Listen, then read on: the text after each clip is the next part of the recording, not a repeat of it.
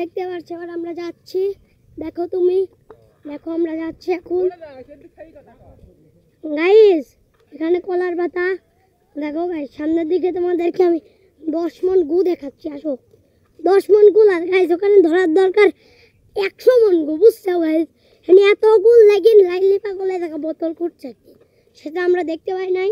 দেখো গাইস এখানে কত গু, গাইস এই গুর ভিতর যদি কেউ নাবে তাহলে তার কি অবস্থা হবে সেটা তুমি কমেন্ট বক্সে জানিয়ে দিবে।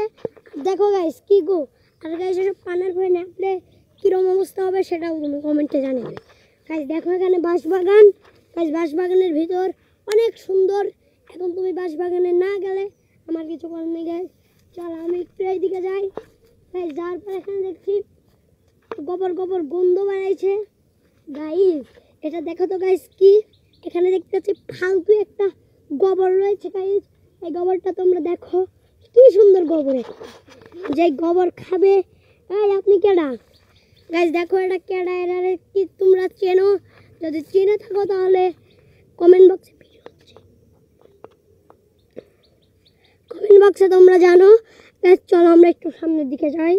চলো, আশা করি তোমরা সবাই অসংখ্য ধন্যবাদ। এসব ভিডিও করা আমাদের চিরকালের অভ্যেস গাইস। দেখো আমরা মুরগির ফার্ম তোমাদেরকে দেখিয়ে আনি, যাতে মুরগির ফার্মটা অনেক সুন্দর দেখায়।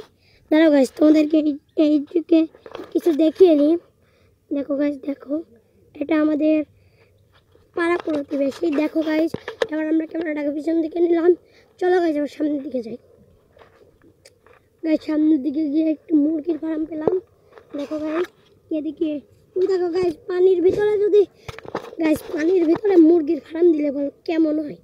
দেখো গাইস, দেখো এখানে মুরগির ফার্ম অনেক সুন্দর গাইস। এসব মুরগি আপনারা যদি খেতে চাও তাহলে অবশ্যই লাইক করবা। চলো গাইস আমরা সামনের দিকে হাঁটি গাইস। দেখো তোমাদেরকে 10 মাস আবার দেখাচ্ছি গাইস।